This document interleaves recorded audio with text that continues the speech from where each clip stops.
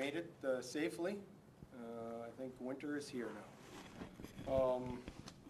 I want to first get into, after our last press conference, we outlined why we had stopped the search on Green Lake, and that while we might have stopped the search on Green Lake, that didn't stop our search continuing to look for Ryan. At this time, I just want to express my my thanks.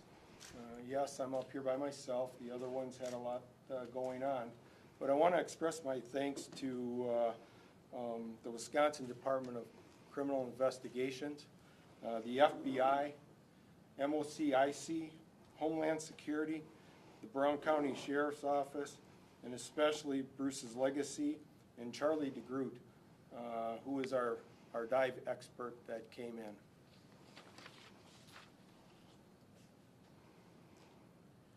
There are a couple of questions that have been asked repeatedly through the last couple of weeks that I would like to address. The first, potential charges. There was a lot of concern, and the information that the Green Lake County has at this point leads us to an obstructing charge. What he did on the lake, staging his death. I cannot comment on the federal charges that may or may not be filed through our federal partners. The second one, and one of the big, most important one, was regarding the amount that Green Lake County will be seeking for restitution. It's in the area of $35,000 to $40,000. These costs do not include what Bruce's Legacy did, or our divers, Charlie DeGroot. We're looking at about $7,000 in equipment expenses, that along with the wages.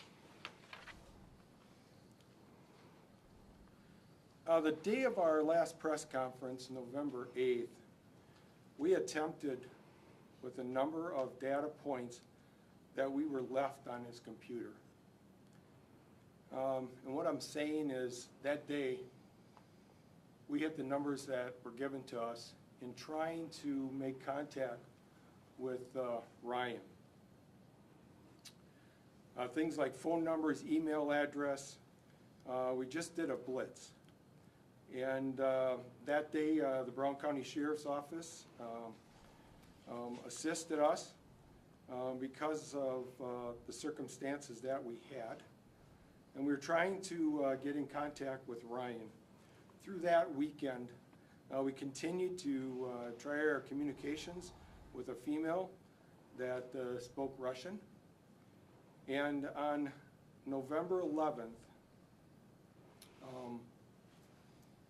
we got in contact with Ryan through her. That was a big turning point. And our biggest concern that we had was if he was safe and well. We asked him a number of questions that pertained to him and his family that he would only know. And then we asked him for a video of himself. And he furnished that, and I'm going to present that now to you folks.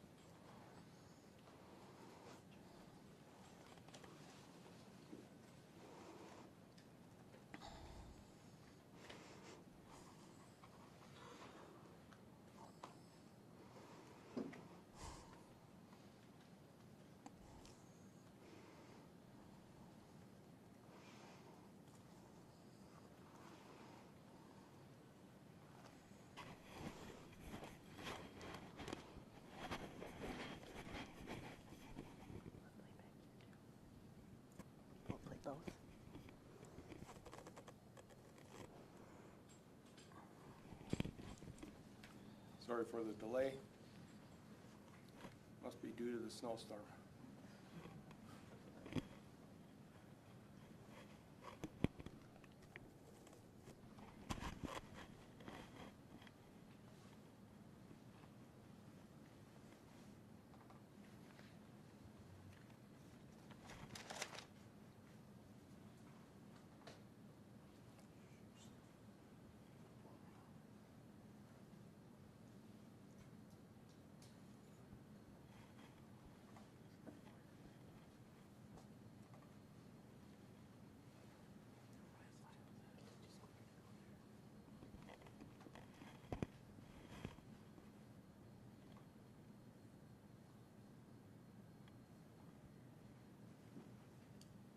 We've been under a lot of pressure, you can see.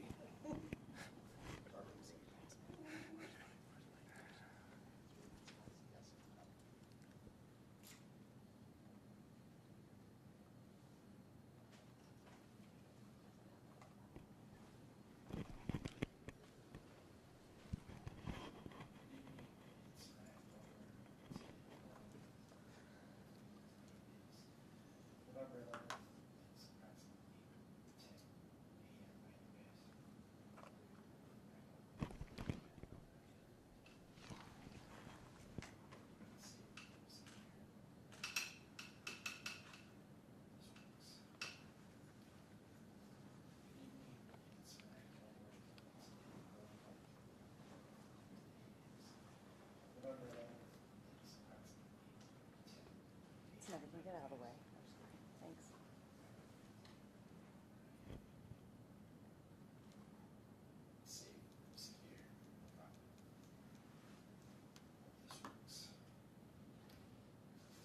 Good evening, it's Ryan Warburg. Today, hello, today is November 11th. It's approximately 10 a.m. by you guys.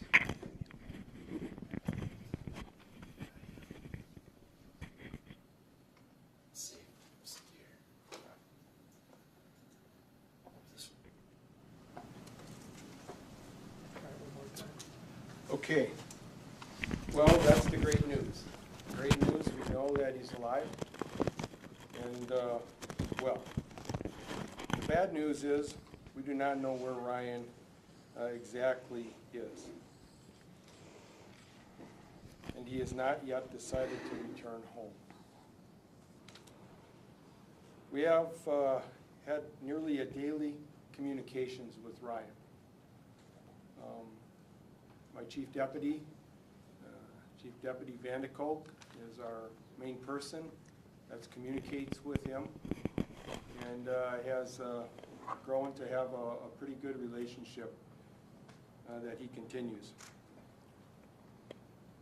There were a number of questions that we asked him and talked about, and we told him what we were going to be doing next. And one of them was to find out who helped him get off the lake. And he decided in one of his communications that he was going to tell us how he did that. He stashed an e-bike near the boat launch. He paddled his kayak in a child-sized floating boat out into the lake. He overturned the kayak and dumped his phone in the lake. He paddled the inflatable boat to shore and got on his e-bike and rode through the night to Madison. In Madison, he boarded a bus and went to Detroit and then the Canadian border. He continued on the bus to an airport and got on a plane.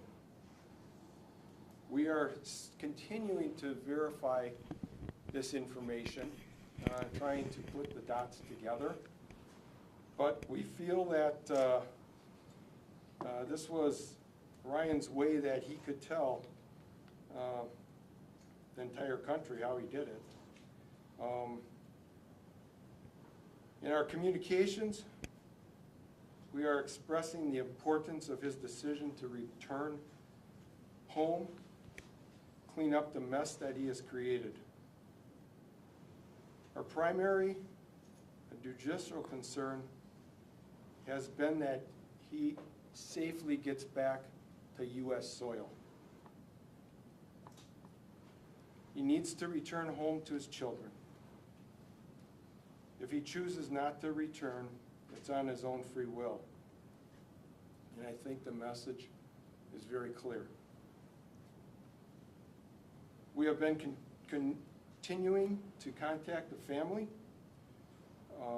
members regarding our communication with Ryan. No warrants have been issued yet. We believe that warrants will not be needed if Ryan cooperates and decides to turn and return home soon. I cannot speak on further on the comments that we have had with him in our communications, but only that we continue to search and help him in any way that we can to get him back. And right now, I will answer any questions that you may have. Has he indicated that he might ever willingly return? Our communications are continuing to go on And about that matter. Sheriff, could you speak to the balance that you and your investigators have to rely on in these conversations, knowing full well that if he were to return, he potentially could face state or federal criminal charges regarding this incident, while also still trying to get him to return home? And we've talked about that. His biggest concern is how the community is going to react to him. And I can see that, okay? He staged his death, and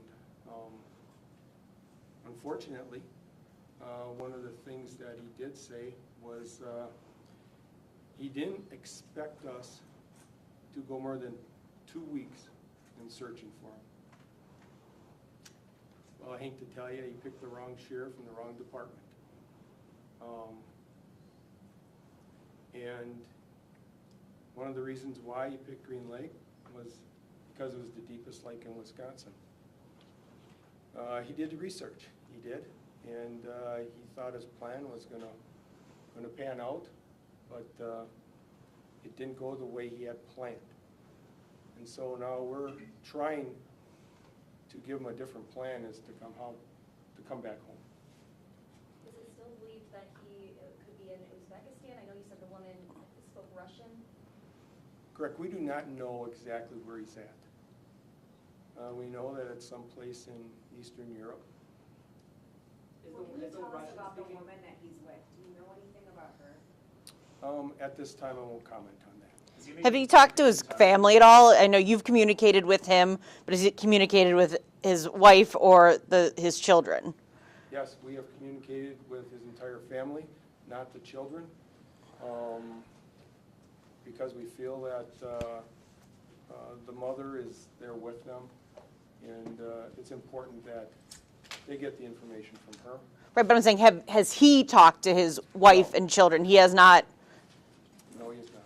Does he have any previous ties to Eastern Europe? Do you know? Not that we know of. Is the Russian-speaking woman that helped you or made contact with him, is that the same woman that he was communicating with? I'm not going to release that at this time. I know you mentioned the obstructing charge. Are you going to be pursuing any other charges, like falsifying documents, anything like that? Like I said, we have our federal partners working on that, and that's what they are doing, and I don't have any comment to give on them charges. Speaking of federal partners, has the Green Lake Sheriff's Office gotten the State Department or other federal agencies that maybe handle things overseas in addition to the FBI involved? They're the ones that go through that, but we have talked to the State Department. Do you have any idea why he did this? What has he said about his reasoning for this? He just had personal matters going on, and he felt this was the right thing to do, and how he was going to, I mean, you know, there was talk about the life insurance plan that he took out. It wasn't for him, it was for his family. And he was just gonna try to make things better in his mind that, this is the way it was gonna be, and it didn't happen. And you believe he's with this Russian-speaking woman right now? We do not know that. Has he expressed any remorse for what he's put his family through the past several weeks, months? Yeah, he talks about that. He also feels bad about the amount of hours that we have put in and the community. He says, you know, I got myself in this situation and I just got to try to get out of it. Was there a situation prior to this that led him to take out this insurance policy and decide to fake his own death? No, the situation I'm talking about is when he faked his own death, okay? Because it wasn't in his plan to do that. So he's got to try to make that better with his family now. But was this a financial situation that led him to lead to why we're here today? I think it was a number of reasons. Is there evidence of any crimes that he might have committed before he went missing? No. Uzbekistan doesn't have formal extradition with the U.S. How has that impacted the investigation? We continue to do our investigation, and when we come across them obstacles, we just see where it takes us. Sheriff, where do you go from here? I mean, you've made contact with him, you continue to connect with him. I mean, he's not willing to come home, so where do you go from here? Well, we keep pulling at his heartstrings, okay? And that's what we continue. Hopefully he sees this video. I'm sure he sees the other one. But, you know, that's what it's all about. What do you We're know not about gonna give up. We want to continue because he needs to come home to his kids. How long will you continue to try to convince Ryan to come home? I really can't answer that with a specific time. We'll know it when it happens.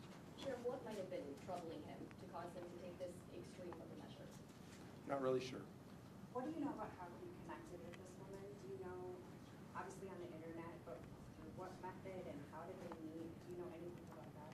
No, other than it was through the internet. Was there any type of fearing for his personal safety to lead him to leave? What was that? Did he fear at all for his personal safety causing him to leave or try No. to fake his own death? That flight out of Canada, where did it land? That's still under investigation. Prior to you contacting him, did he know that y'all figured out that he faked his death? So did he see media reports that would have alerted him that you were on his case? I'm sure he did, because all the media that has contacted me, it's all over the world. I'm sure that, So did he give you the impression he knew that you were on him already? no, not really. It's through our communications that we had with him, and then he found out, he knew. How long has he been in contact with this woman? That I do not know exactly. Your initial contact with this woman who speaks Russian, did she seem to be aware of the full circumstances of what was going on, that Ryan may have faked his death, that his family was looking for him? Did she seem aware of all of that? I do not know. You know, our main focus was trying to get a hold of him, and she did that. Is anyone else under investigation for providing assistance? No. What's his demeanor in these communications? Is he scared, sad, anything to describe how he's been communicating? It depends. And we base our response on the response that we get. I think that he's, you know, he gets emotional. He does. He's just trying to work out the right thing. And I tell you, my chief deputy is doing a great job in communicating with him. Why is the sheriff's department continuing to press him to come home? I mean, I understand there may be obstruction charges here, but this is a domestic situation. The guy apparently wanted to just leave his family. I mean, at what point do you need to step out and just say, this is between him and his family? When that time comes, we'll make that decision. Right now, it's important for our department to continue communications with him and know that there's people out here that want him back. So I can't put a time on that. Our department is pretty special. It is. Sheriff, do you feel like he's in any danger? I know he's communicating regularly with you, but that he's in danger where he is, or, you know, No. he's, No, we don't feel that. And that's one of the reasons why we wanted to get a video. And, you know, we asked him that we want to make sure that he's safe and well. Is there an, With authorities in Eastern Europe at all? Any contact with authorities overseas? We have our FBI agents working on whatever we can find. is there an indication that he has any multi-language abilities that would allow him to survive or flourish in a country, especially like Uzbekistan, where English as a second language is not very prevalent? You know, his plan might not have worked out the way he thought it was, but he's a smart guy. He is. And just the knowledge that we know, and by talking with him, he's somebody that could learn that, I think, pretty good. You know, so. In the video, he seemed to say, I'm in my apartment or something to that extent. Do you believe that he's fully assimilated in this other country with a new home, potentially a job, that sort of thing, if he has an apartment? I watched the same video that, you know, everybody else watched, and, you know, you can come to your own conclusions, but he's got an apartment. Other than that, we don't know how well he's established. is the video the only time you guys physically saw him when you continue to communicate with him? Is it over video chat, or is it just phone calls? Can you repeat that one more time? The video that he said, is that the only time you physically have seen him since you started communicating with him? Your regular communication with him, are they over video chat, or is it just all phone calls or other means? That's the only video that we have, and it's all through email. How is he funding all of this? You said he has an apartment. Where is he getting money for his life over there? Not really sure. What I know of him is he's probably got a job someplace. He's a pretty handy man, he is. In talking to his family, do you get a sense if they want him back or not? Oh, yes, they do. How is the family? I know you guys have been in constant contact with them, and then their mother, his wife has been just absolutely amazing in all of this. So how have they been reacting to the news that you finally made contact with, you know, her husband and the kid's father? You know, the contact we had, once they heard about what took place at our last press conference, they were shocked. But they continue to grow. They're very supportive, and they'll get through this. You know, I got one more thing to say, and then we're gonna call it. But Christmas is coming, and what better gift he could give his kids is to be there for Christmas with them. Thank you.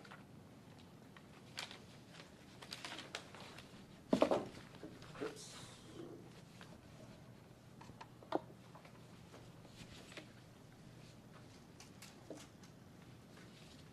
Sheriff, do you plan to keep updating us in this manner, or what's? Have a nice Thanksgiving. Thank you.